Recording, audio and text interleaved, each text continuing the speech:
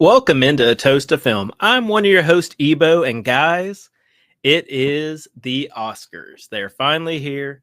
You know, we had the travesty happen with the wildfires, but we have made it. We are here, and I think it's safe to say, I gotta lead with this. I have a mixed history.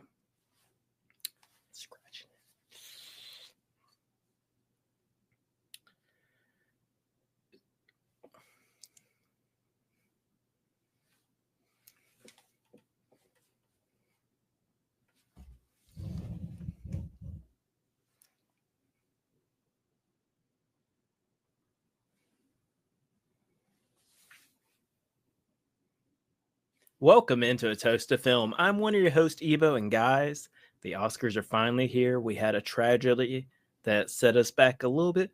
It's always, it's close to my birthday. Sometimes it's been on my birthday. Birthday pod coming soon. But today we'll be discussing the Oscars. It is this Sunday at this time of recording. And I will be going over 9-ish categories. 9-ish. We'll be getting into that. The 9 we'll be speaking of are makeup and hairstyling, costume design, actor in a supporting role, actor in a leading role, actress in a supporting role, actress in a leading role, director, animated feature film, and best picture. Those are the 9 asterisks we will be discussing. Not to belittle anyone else, but with these categories, I have seen every single film that is on here. I have seen every single performance that is on here. So I feel very qualified to discuss and tell you this is not who I think will win. This is who I think should win. If I was the committee and I got to say final vote, these would be my choices based on actually watching all the films. I have a bad history with the Oscars. I think the Oscars, they're special. I really like to see when good people win, people who have worked hard, people who are good people. My issue is the flaw in the nominations where people have no requirement to watching films. They can just nominate what they want. And, there's some nepotism in there and, skewed judgment. They purposely don't watch things. And then also my issue is once you have the nominations, the same thing applies where these Academy voters, they are not required to watch all these films. They can just vote for what they want. So, if they saw only one performance out of the 5 for the nominees, they can vote for that one. And that's a sham to me. I just hate that because so many men, women, in front of the camera, behind the camera are putting in so much work that at the very minimum, the people voting on the nominees should be required to watch every single thing. Most years, I watch everything. I'm talking about documentary, short subject, animated short subject, foreign. I watch every single thing. I did get a little distracted this year, didn't do my due diligence, but these 9 categories, I watched everything. So let's go and get into it. I was thinking about toasting with champagne, but I just got off work and I just got a nice liquid death, just a little carbonated water to get me going. So let's get into it, shall we? Your first category is makeup and hairstyling. Yeah, I don't know if that voice is going to work. Tell me if you like it, though. I'll do it at least for the intros. So, makeup and hairstyling. So, first you have to look at who can be immediately eliminated from this category. And so, your 5 are A Different Man, Emilia Perez, Nosferatu, The Substance, and Wicked. I think Million Perez immediately can get out of here. It's just people, not anything fancy. Just any movie could have been inserted here. So then I think, and this one shocked me because there are some spectacular, makeup with the lead and hair, of course. But I think next out, if I was voting, is Wicked. Wicked is exceptional. And I think they did a phenomenal job. But for my personal ranking, It's out of here. Next up, A Different Man. I think this movie is very cool because of them, making a replica of this gentleman, but I still think gotta get out here. Okay, so we got runner up, we got Nosferatu. I think the hairstyling to an extent, but more so, all the makeup they would do to represent the sickness, and of course, Count Orlok. I thought such a good job, but number one. And so the nominee is Pierre Oliver Person, Stephanie Gillian, and Marilyn Scarcelli for The Substance. The Substance practical effects, everything they would do down to cutting open, Demi Moore's spine and the visual transformations that occur in this movie, I think they did an exceptional job. And I really hope they win it.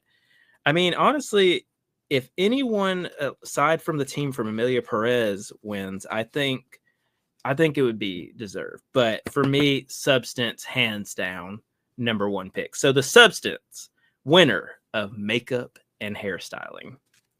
Next up, we got costume design. Okay, this one, real cool. So we got A Complete Unknown, Conclave, Gladiator 2, Nosferatu, and Wicked. So right off the bat, Conclave, get out of here. I mean, priest in Rome, kind of basic. Next up, I think Complete Unknown. Just people in the 60s. Get it out of here. Okay, so number 3, Gladiator 2, I think, can also be eliminated. Very cool. They did cool stuff with the different types of gladiators. They did, of course, our villainous dudes who are like the kings. That was kind of cool, but get it out of here. So then it comes down to, I think, second place runner-up is Nosferatu. I think the costuming was so cool. The period, I think, is really cool, but Wicked has to be number one. The color, the pop. I just think the outfits were exceptional. This is Paul Tazewell. So your winner of Best Costume Design, Wicked, Paul Tazewell. All right. So next up, we have Actor in a Supporting Role. This one gets a little tricky.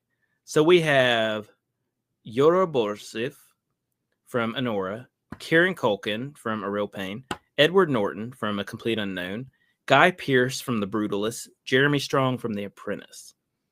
So right off the bat, even though one of the greatest actors to ever live, Jeremy Strong, see ya, get him out of here. Edward Norton, A Complete Unknown, see ya, get him out of here. This one hurt me to put, but I'm putting Yura Borisov at 3. I think he was exceptional, but he doesn't have the lasting presence of the other two. Pardon me. The second place, so our runner-up, I'm giving to Guy Pearce. When he first pops on the screen and he's like, "Get out of my house," I did not know this was Guy Pearce, but I thought he did exceptional.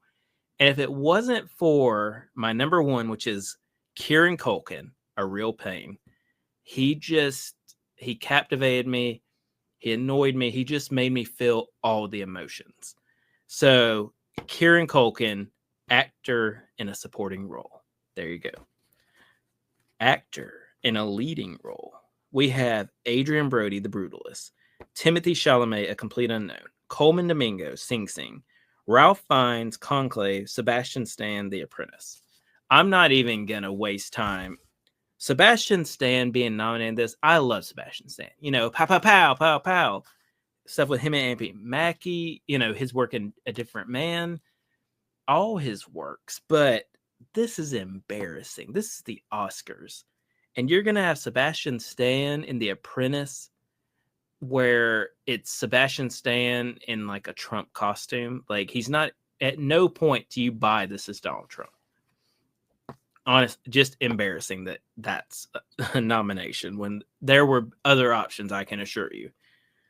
Okay, so this one hurts me, but next I'm eliminating Adrian Brody, the Brutalist. I think Adrian Brody was very good. He's easily one of the best things in the Brutalist, but we expect a certain thing, and I think for their performance, I put a few people higher.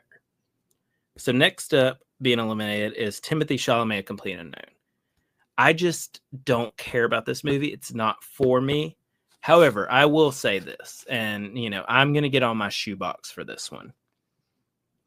Timothy Chalamet's speech at the awards ceremony. I don't watch any of the awards. I just kind of watch clips online afterwards.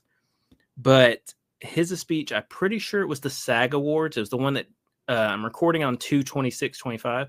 And I think it was this past weekend. But when he won for A Complete Unknown, he gave an electric speech. He gave one of the better speeches I have heard at any kind of award ceremony, where he's like, I want to be one of the greats, like Viola Davis, like, oh my God, I'm blanking on his name, Daniel Day-Lewis.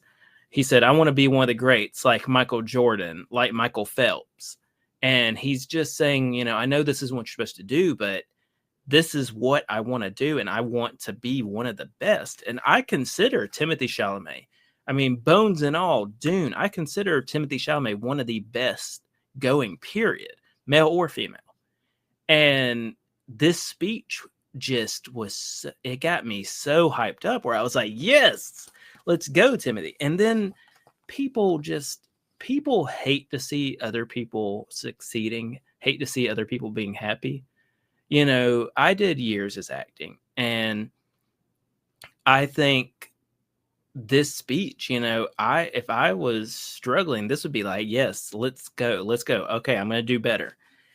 And I just think people need, people always want to be negative. They always want to make other people hurt. And I'm like, I need everyone to watch this and tell me why they're being just out of pocket, because Timothy's speech was just incredible, and his acting is incredible. Whether I like the film or not, Timothy, you are the man. You are one of the greats, and you will go down one of the greats as you keep going. It's only up from here, my guy. All right, so we're down to 2. Next, eliminate Ralph Fiennes. So Conclave was a movie I didn't really care for. It was made well, but I just didn't really care for it. But Ralph Fiennes, every time he was on the screen, I was captivated by his performance. He was so good in the film, and if it wasn't for my number one, I mean, I'm going to be honest. I saw the person I put as number one before I saw these other films, and it never crossed my mind who wasn't going to be the person to walk away with number one. Coleman Domingo has been, I mean, other than Timothy Chalamet, if you go for when I see a name attached to a property, I get instantly excited for the male side of things. Timothy Chalamet, Coleman Domingo, those two, because I know I'm getting quality acting, probably a quality script.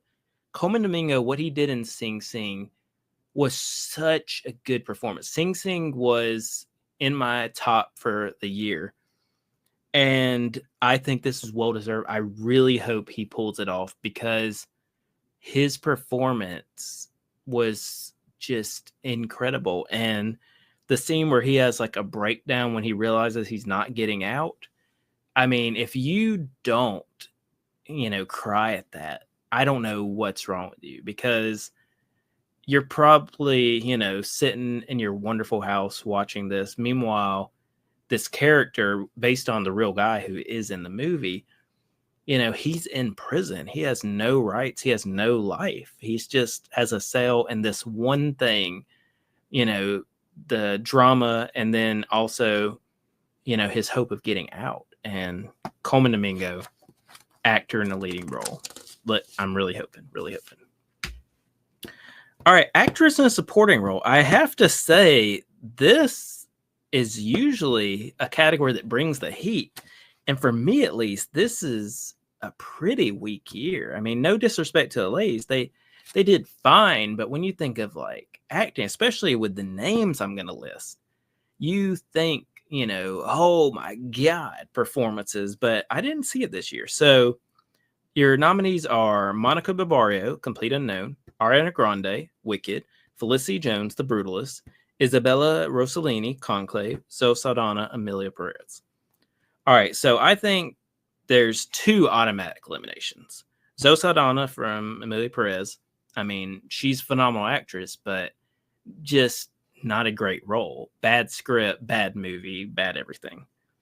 Isabella Rossellini, Conclave, out of here. Just forgettable performance. Next up, this one kind of hurts because it's one of my, faves, but Felicity Jones, Brutalist, get her out of here. I just think she did fine, but she did nothing where I'm like, oh my God, Number 2, I gotta say it's tough, but Ariana Grande from Wicked, I'm not choosing her. I think she did great. I have her cup. I think she did very good, but I'm going to give my number 1 to Monica Barbario, Complete Unknown. I hadn't seen her before to my knowledge, and in this, I thought she did a great job every time, because like Bob Dylan, you're like, this dude is a loser. He's kind of a dirtbag, but every time she was on screen, I was like, okay, she's bringing the heat. So, Monica Barbario, Complete Unknown, actress in a supporting role. Actress in a leading role. Now, let me tell you, you want to talk about the heat. You got some heat in this category. All right, so right off the bat, Carla Sofia Gascon for Emilia Perez, out of here. Fernanda Torres, I'm Still Here, out of here. Both of them, did fine, but it's nothing memorable and nothing I don't think anyone will talk about. This one genuinely hurts me because she did so good. Like, she's entered pop culture. She's done so well. She's so deserving of this. But number 3, so being eliminated, is Cynthia Erivo from Wicked. I think she did a phenomenal performance. I can't wait to see her in Wicked Part 2. But she just didn't bring the heat of the first 2. So number 2, and I want y'all to know, this number 2, I mean, we're talking the sheet of a paper difference between my number 2 and number 1. So in second place, runner-up is Demi Moore, The Substance. Demi Moore I didn't know she was capable of what she did in this movie.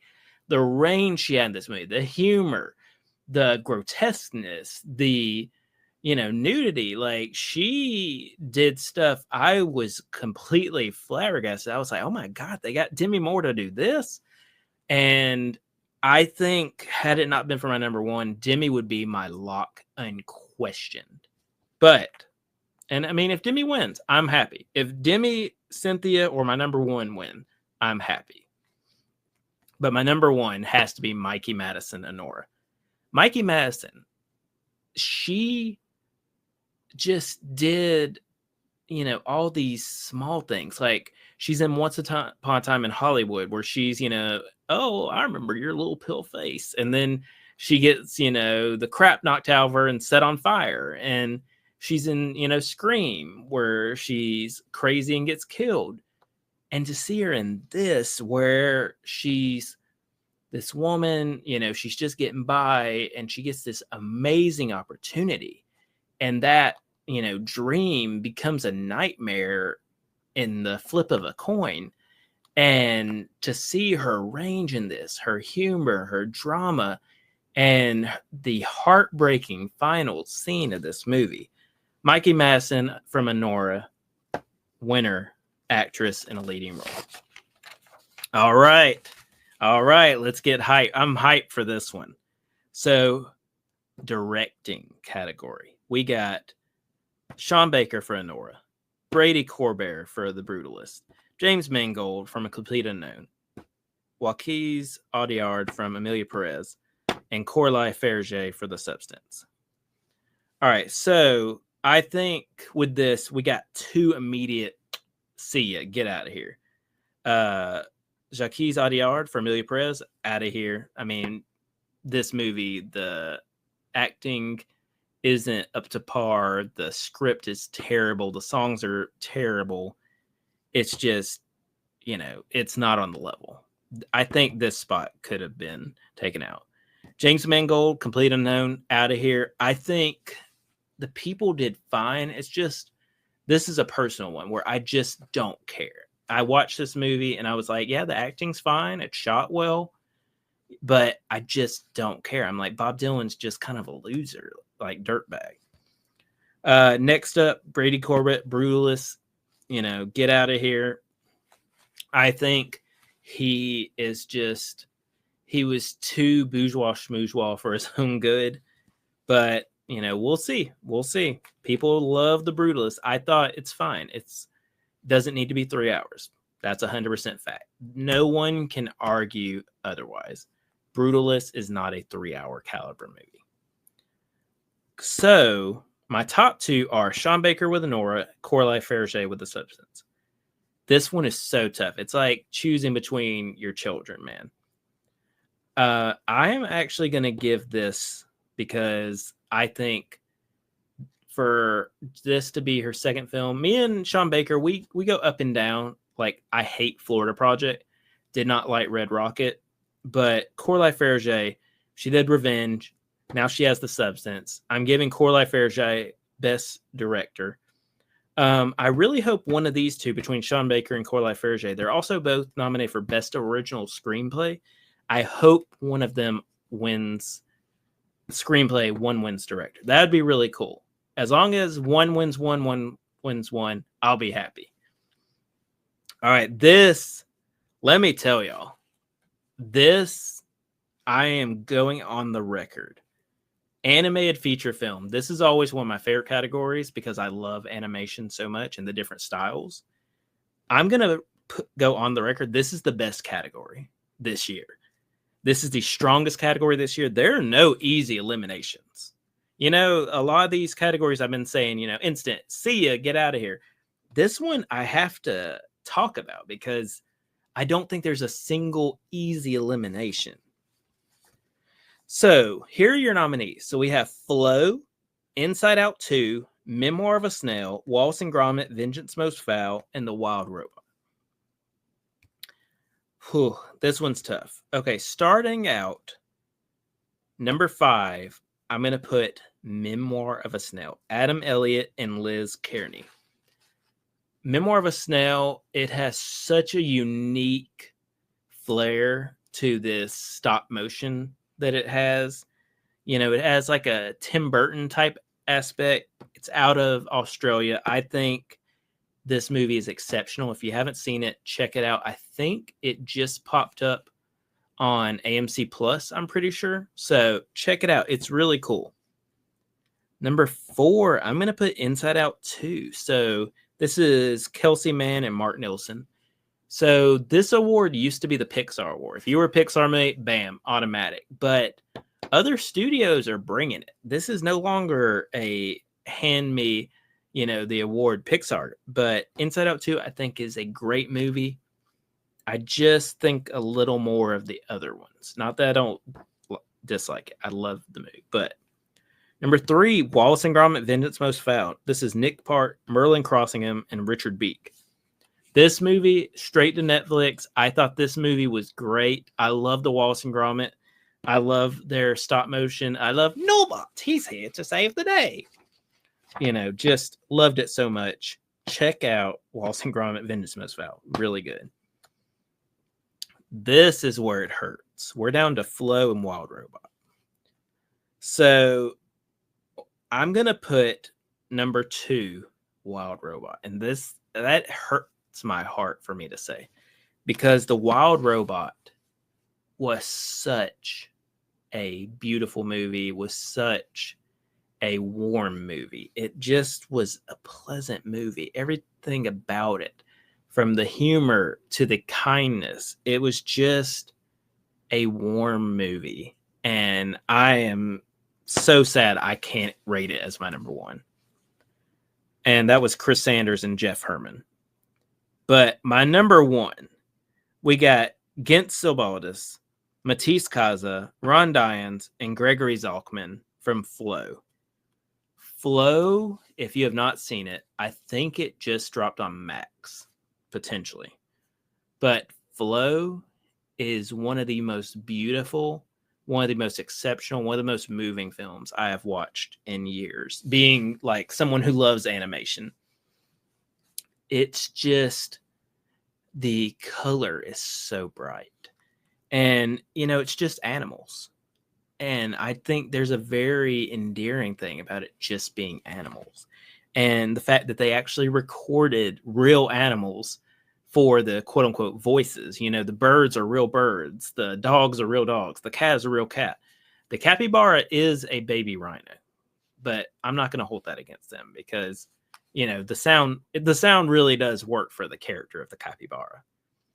But this is my number one. In a perfect world, I know this won't happen more than likely, but in my perfect scenario world, I would give Flow best foreign film representing Latvia, and I would give Wild Robot best animated film. So that way, both of these movies can walk away as, kings of the castle. But if that doesn't happen, then I do want Flow.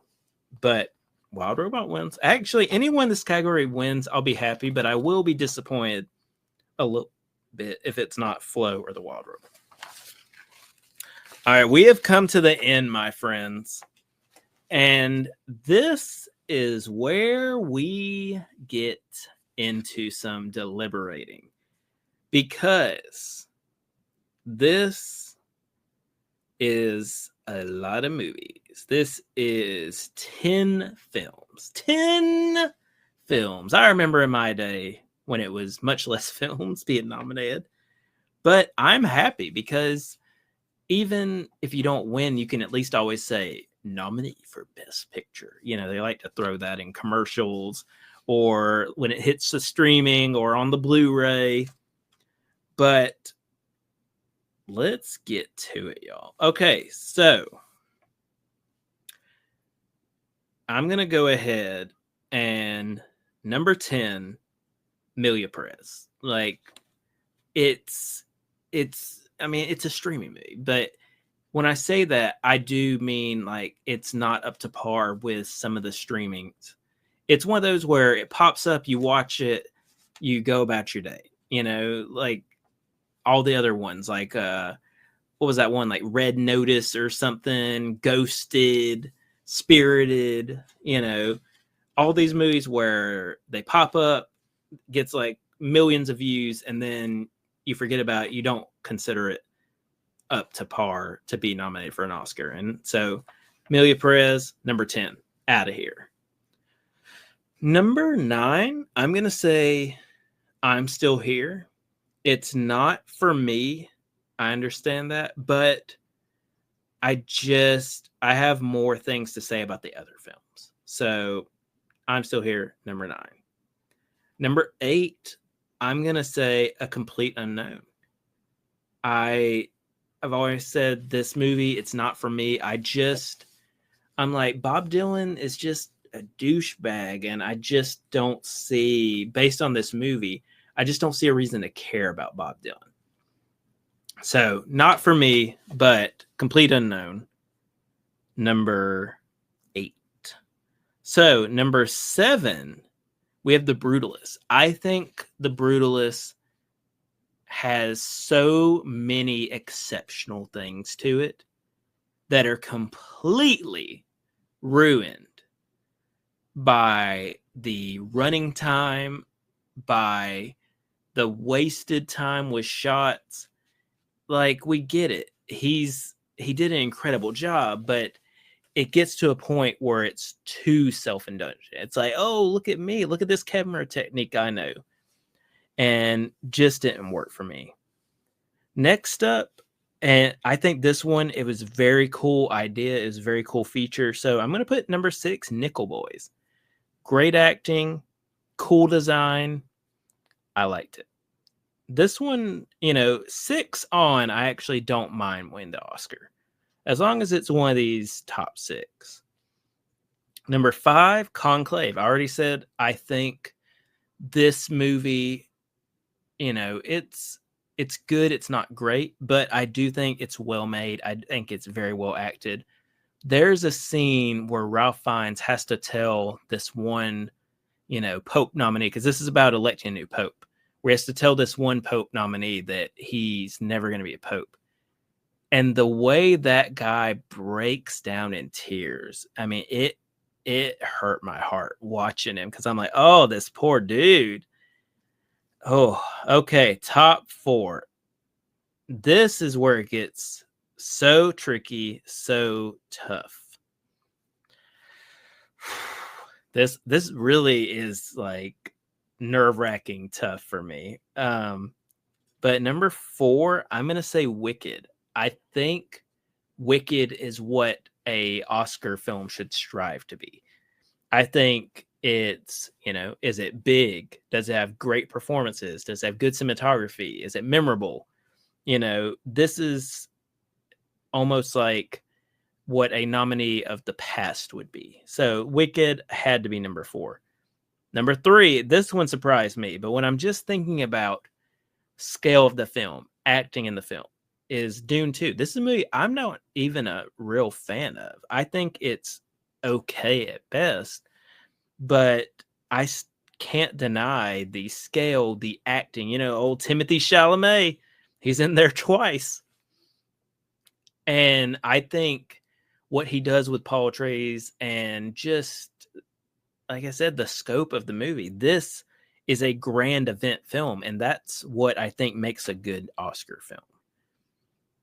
But here we are again, Anora versus The Substance. If y'all haven't decided by now, I just want Anora, Substance. I want them to win everything that they're nominated in.